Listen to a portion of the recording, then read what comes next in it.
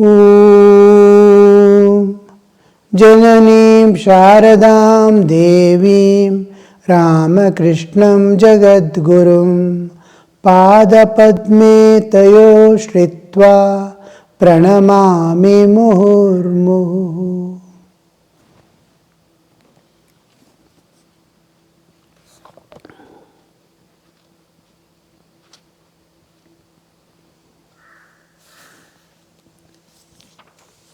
Prana Krishna has parted back to his home, and Yam took a little stroll near the Panchavati and bathed in the river.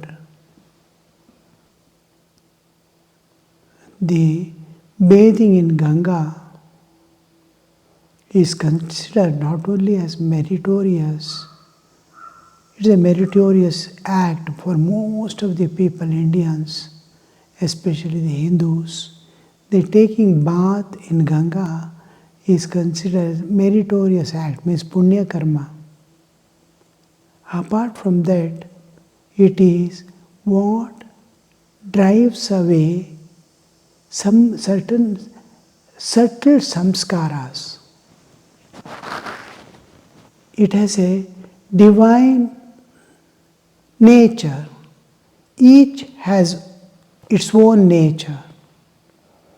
Just to take grass, so many varieties of grass.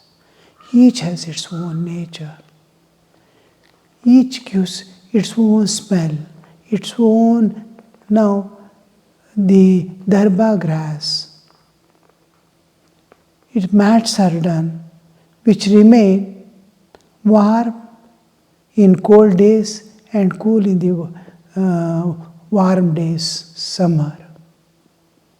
Its nature, how they have selected each one, you see. Like that, all objects, each man is man. Wherever you see human, you can identify human. He is also man, he is also man, that person is also man. I can identify.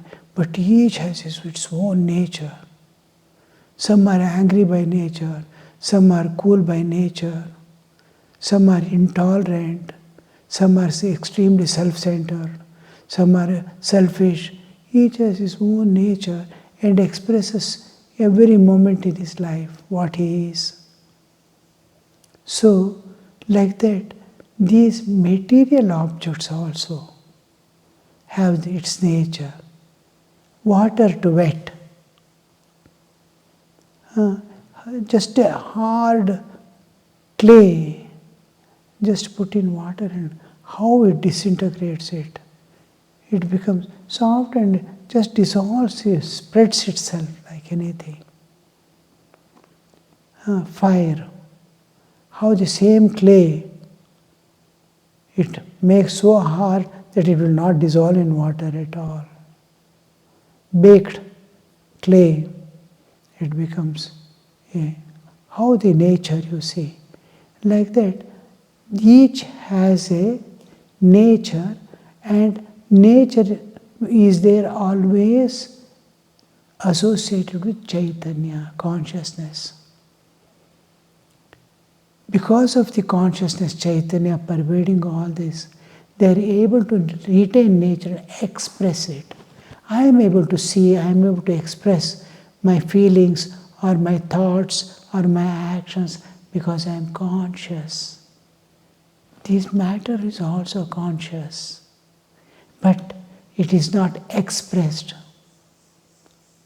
It is dormant state. Expression of consciousness, immediately you see life. Suppose this consciousness which is in this chair manifests, the chair immediately will become alive. How it would be, imagine, a living object. It is not there. It is in dormant state, unmanifest, but it is there. Because it is there, it is able to express itself.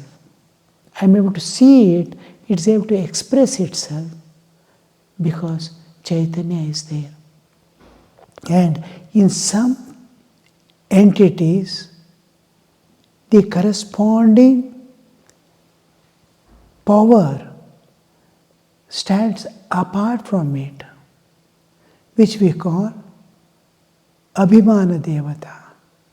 Ganga is Abhimana Devata of Ganga water, which emerges from the mountain and flows down as Ganga. Gangotri, beyond that, is its root. Then from there it flows up to the ocean. That particular water that flows in that comes down.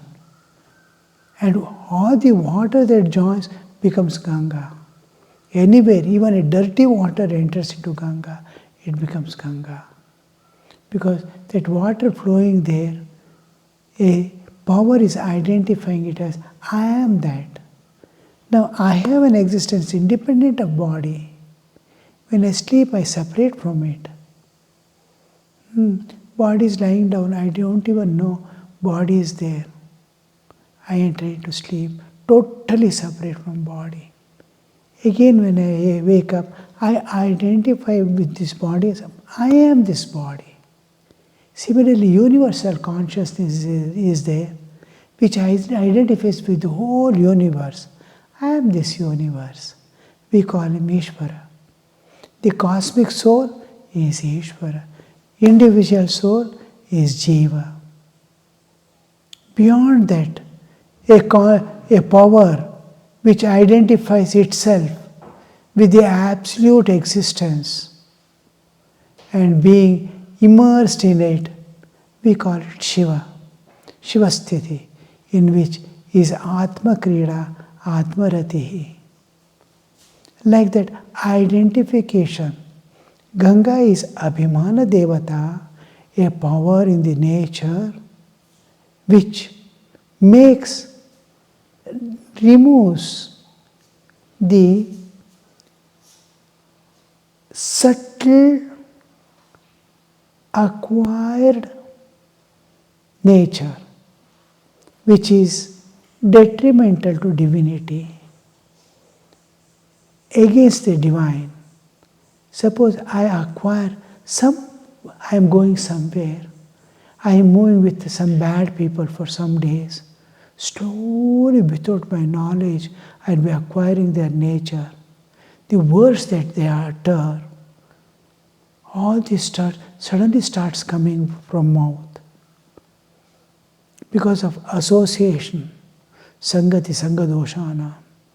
So company makes me that now I have acquired something which is against my real nature, against the divine. Now this Ganga water has that power to erase them. Many things we see, many things can erase.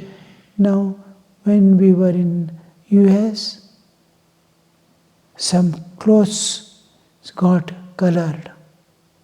They wash, they put so many things to get that color removed. It's white cloth. A person said, don't worry, we have this one. He got one thing, just apply, leave 1 minute and wash it off.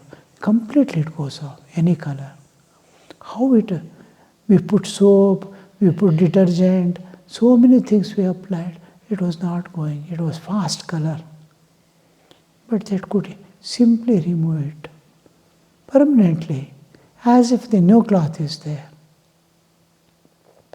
Now, that quality to erase in us, most of us will not know the difference. I am moving with some bad people or in the office or here, there. People for worldly need not be bad. They are interested in world and running about in the world. So with them, I have acquired a worldly tendency, liking for materialistic demands, I will not understand. I feel like seeking comforts. They're all in comforts. I also slowly I will live sleeping on mat. I will acquire one cot. I have little money. Instead of walking, I will buy a vehicle. Slowly I am developing, acquiring this, which is not good for me. There we see that Ganga wipes it away. We will not know she has wiped away most of the times. When we take bath, you see, because these are vibrations that catch our system and go on instigating from within. Now Sri Ramakrishna, whenever a person, worldly person, used to come and sit, he used to talk to him, give him so many instructions, because he has come to him. He has to take care of him. He has to show him a path. Even though he may be a bad person, fully sinful tendencies, but Ramakrishna's Kataksha has fallen on him. But before he goes, he leaves some vibrations there. Sri Ramakrishna used to say, 6 cubits below, up to that, his vibrations will be there. You can go and sit on that. You will immediately, slowly, your mind starts running about here, there. So, this Sri Ramakrishna used to say, sprinkle Ganges water.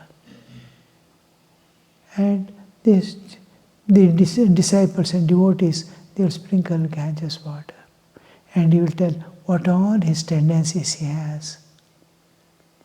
And then explaining everything, how they live, how you have to protect yourself.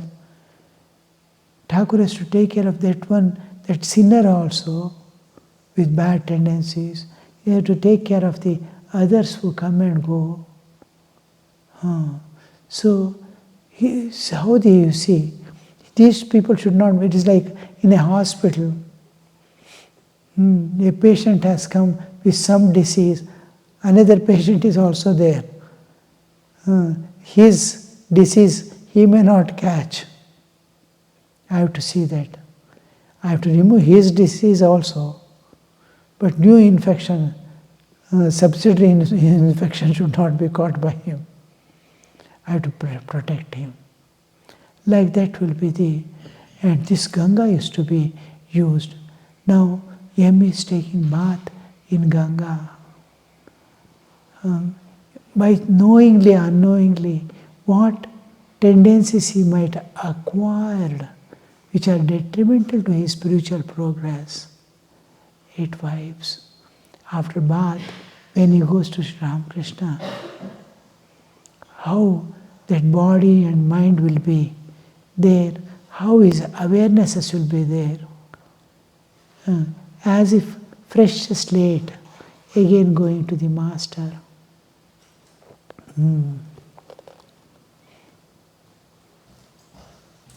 Bathed in river and then went to the temples of Radha Kanta and Kali and prostrated himself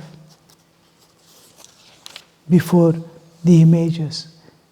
This M has a tendency, more orientation towards Advaita, God without form. God is Nirguna Nirakara. This is Saguna Sakara. He used to feel God is without form. Sri Ramakrishna used to tell, anybody are coming, he has to ask, what do you believe in? M also. When you come for, what do you believe in? God with form or without form? First a doubt comes. Can God be, God which is without form can have form also, and God with form can be without form also? Exactly opposite. Can milk be black? Milk is white. Can the black be white, white be black like that? Can darkness be lighting and light be exactly opposite? How can they be together or both together, being one or the other alternative? So that is the tendency in him. He said to himself, I have heard that God has no form. In that he has got faith. Then why do I bow down in front of these images, before these images? Images, when you go, a normal man, he sees only images. Why do I bow down before these images?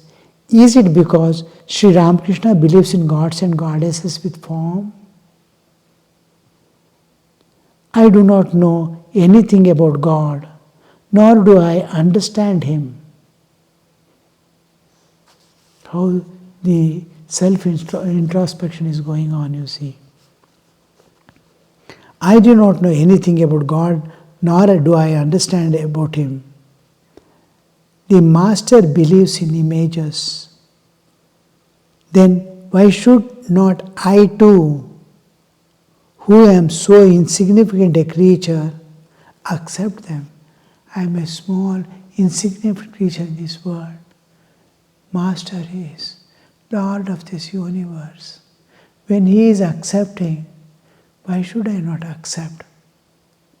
But His nature is towards, but Sri Ramakrishna again, first time itself, but don't think you like God without form is all right, follow it, go in that path, but never think God is without, God with form is not real. You follow, you accept, and you know, you understand that God is without form. You believe in it, you have faith in it, but never think is to tell specifically that God with form is false or unreal. First way, when he hears these words, the main thing, Sri Ramakrishna, don't limit God in any way. If you say God is this alone and not that, you are limiting God. God can be anything and God is unlimited. First definition of God in Hinduism, He is unlimited. You cannot limit Him. You cannot limit with respect to time. He is there now and He was never there before, nor time appears in Him and disappears. You cannot tell with respect to space, He is here alone and nowhere else. You cannot say. He pervades everything and stands beyond also. Space appears in Him and disappears. You cannot limit Him with respect to strength. He is Sarva Shaktiman, Sarva Vyapis. He is everywhere and beyond. He is all capable. You cannot limit. I am not capable. Similarly, form you cannot limit. He can be with form, He can be without form, He can show many forms. So don't limit God. But whatever you like, whatever you accept, sincerely follow and finish off the task of realizing Him. After realizing Him, He will show what all things He is, many more things. How much can you understand? He used to say, how much of God you can understand. Whatever He reveals Him you to be. So this is the main thing is, don't limit God in any way. Yam looked at the image of Kali. He saw the Divine Mother holds in her two left hands, a man's severed head and a sword. With her two right hands, she offers boon and reassurance to her devotees. In one aspect, she is terrible, and in another aspect, she is ever compassionate mother of her devotees. The two ideals are harmonized in her. She is compassionate and affectionate to her devotees, to those who are submissive and helpless. It is also true that she is terrible, the concert of death. She alone knows why she assumes two aspects at the same time, because universe is of duality, opposites. And Swami Vivekananda writes a beautiful poem on Mother, Divine Mother. Ka tvam shubhe shivakare sukha dukkha haste. Who are you, Divine? Oh, who are you, Mother? You are with sukha and dukkha together. In one hand you are showing sukha dukkha haste. Two hands are there. One is showing sukha and one is showing dukkha. Who are you? Exactly opposites.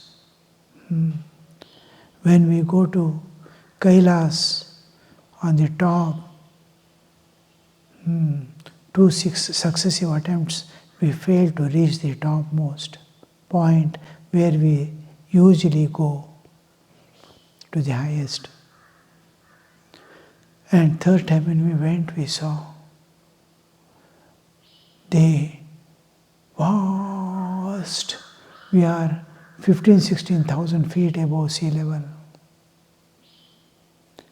A horizon and an atmosphere of vastness, of infinity, of eternity you can experience. You can experience the Mother, the vastness. Timeless, spaceless existence as if infinite and eternal. That joy, that freedom, that expansion of consciousness has no limits. Similarly, their breathing is very difficult, very low oxygen. Every step you keep, you have to pant for breath. Extremely cold. One side it is fearful, no sound. Wind blowing, ooh, that sound. Sometimes everything is calm and silent. Suddenly, everything is covered with clouds. Next moment is open, heavy sunshine. We are closer to sun than on the seashore. So it's burning sun. Next moment you get shivering cold. There you can see sukha dukkha asti. The joy, limitless joy, total, because the horizon has no limits. From everywhere you have limitations. There you have no limitations. Nothing to limit you.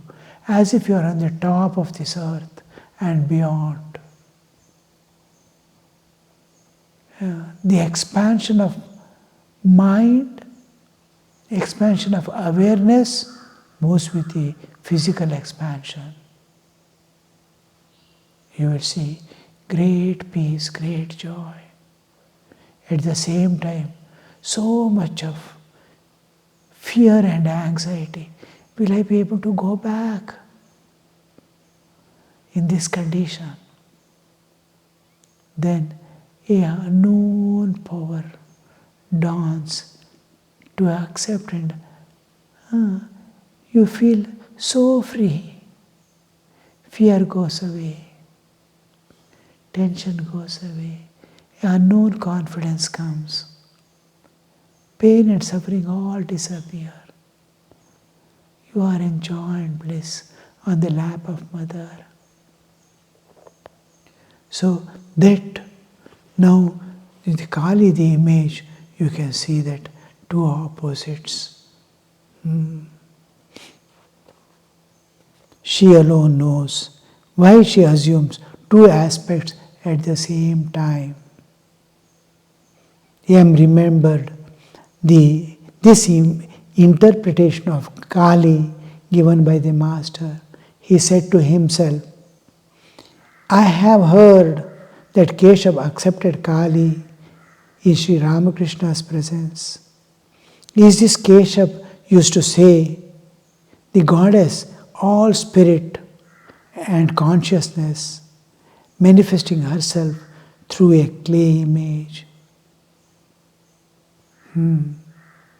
How the inner transformations take place. Actually, the Kali Mother represents the combination of static and dynamic aspects of existence. The Shiva, the image of Shiva lying down, Shavarupa Shiva, on that Kali black stone. Shiva is made up of white marble and pitch dark stone. Image is Kali. And this is the dynamic aspect and the static aspect. In Brahman, the universe is there. Sattva, Raja, Tama. All movements are there, cognition is there, matter is there. Sattva, Raja, Tama. Darkness everywhere because Nama, Rupa, Guna, Kriya has come into picture and it has already eclipsed the Chaitanya. The moment Nama, Rupa, Kriya comes, the Chaitanya is not to be seen. So this aspect, this dual aspect is brought about, the static and dynamic aspect of nature. In the absolute, the relative manifests. Relativity is brought, represented by Kali. The beyond relativity, timeless, spaceless, unchanging, eternal existence is at the substratum. Om Shanti Shanti Shanti Hari Om Tat Sat Shri Ramakrishna Arpanamastu.